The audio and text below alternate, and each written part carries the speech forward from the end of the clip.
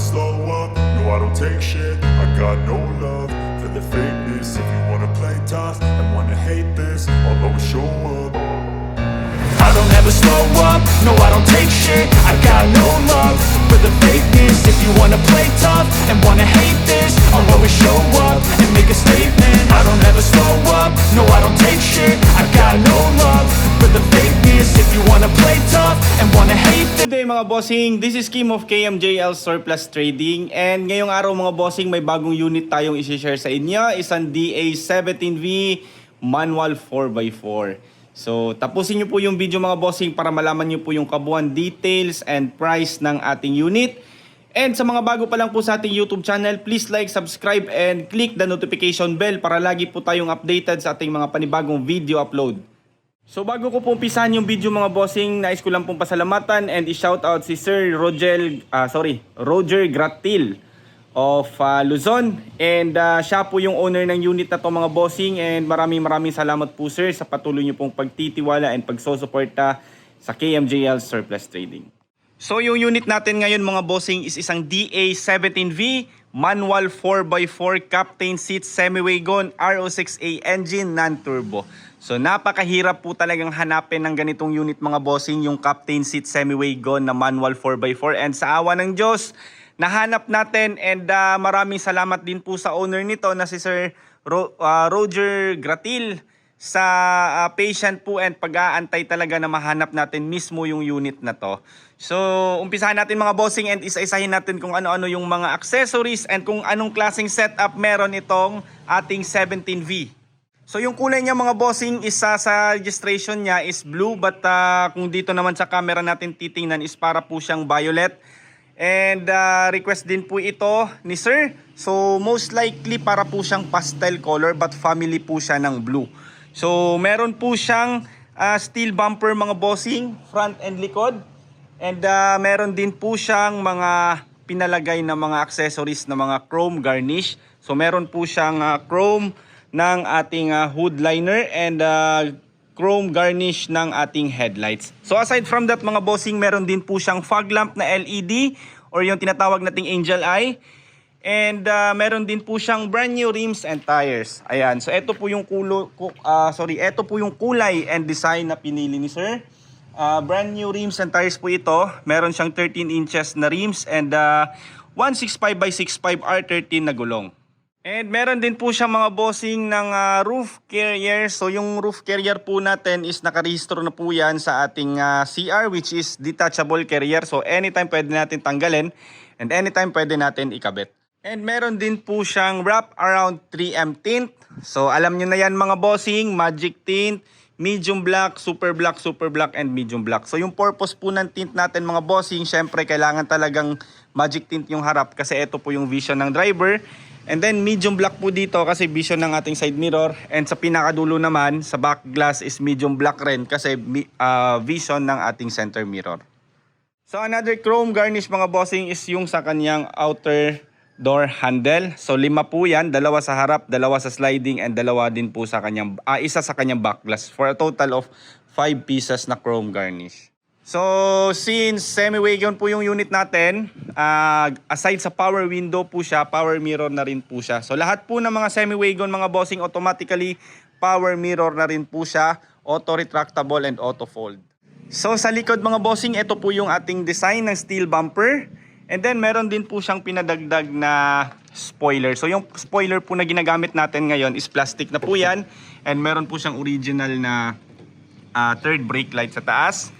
And meron din po siyang backing sensor. So nag-a-alarm po yan tuwing meron po tayong object na malapit ng tamaan. And etong ating plate holder. So laking tulong po talaga ni plate holder mga bossing, lalo na yung plaka natin hindi na natin kailangang ifo-fold. Kasi mas malapad po yung design ng ating plaka kung ikukumpara natin doon sa Japan na plaka. So meron po siyang camera na nakakabit dyan, 2 camera. Camera po ng reverse light and camera rin po ng ating dash camera.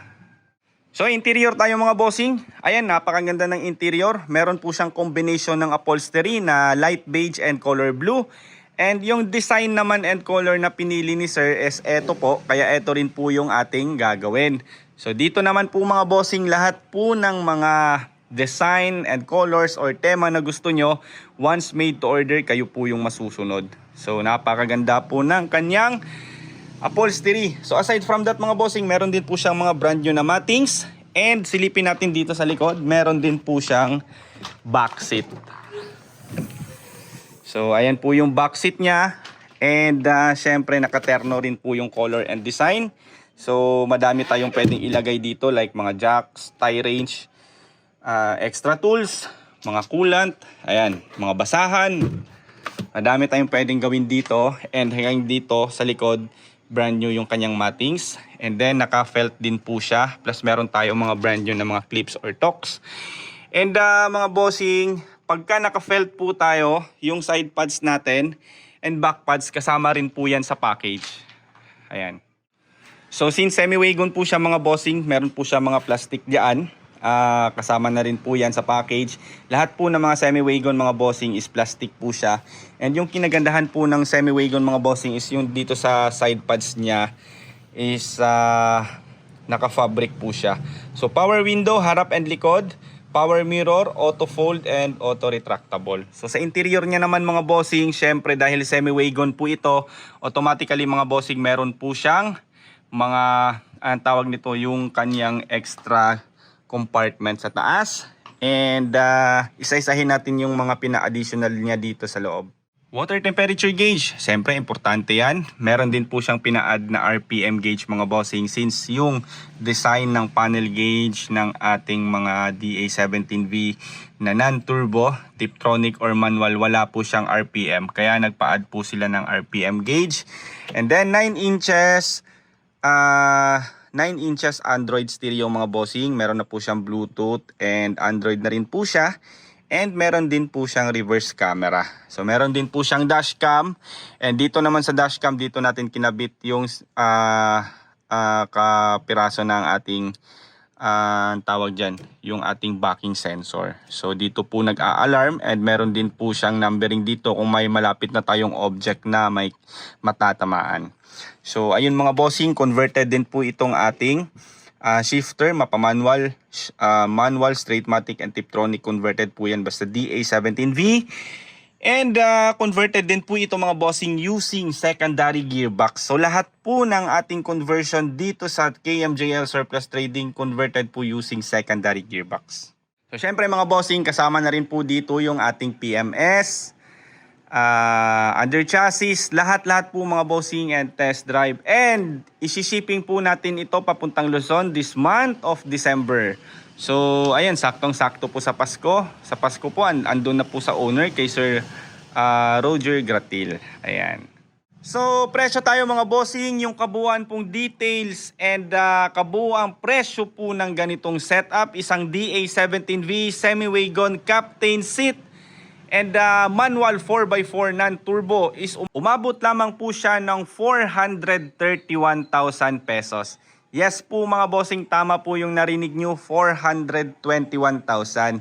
So medyo mahal po talaga si mas mahal po talaga si semi-wagon mga bossing, lalo't manual 4x4, napakahirap talagang hanapin. But sulit naman kasi sa 431,000 natin mga bossing, loaded na po yung unit natin, naka brand new rims and tires na, meron na po siyang mga steel bumper and lahat-lahat po ng mga accessories na nabanggit natin. Plus meron pa po tayong heavy PMS na kasama sa package. So ayun mga bossing, sa mga gusto pong magpa-quotate, message lang po kayo sa ating official Facebook page, yung nakikita nyo sa screen.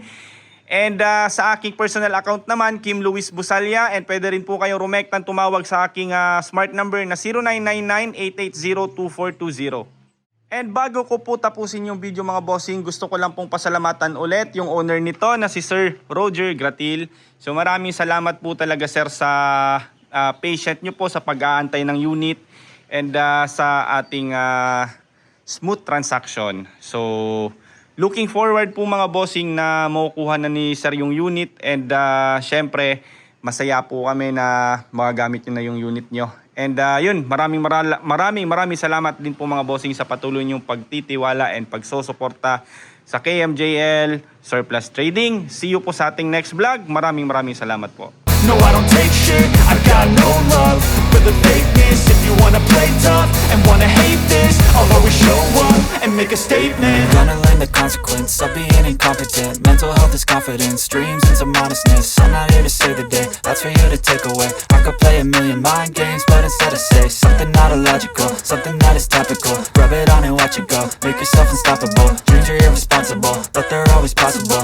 If you just believe, you could be so remarkable. Thoughts in my head, a collage and they spread. I'll be great one day, going off of my meds. No, I'm not giving up, no, I'm not giving in. I will make it to the top, taking off in the wind. I gotta make it, I'm saving every day to taste it. I'm patient, but my mind, it can hardly take it. I'm chasing a dream that I've had for several ages. A vacant, modern kingdom for the taking. Now that I've been put through hell, I never got anyone's help. I had to do it all myself. I don't ever slow up, no I don't take shit. I got no love for the fakeness. If you wanna play tough and wanna hate this, I'll always show up and make a statement. I don't ever slow up, no I don't take shit. I got no love for the fakeness. If you wanna play tough and wanna hate this, I'll always show up and make a statement. I don't ever slow up, no I don't take shit. I got no love for the fakeness. If you wanna play tough and wanna hate this, I'll always show up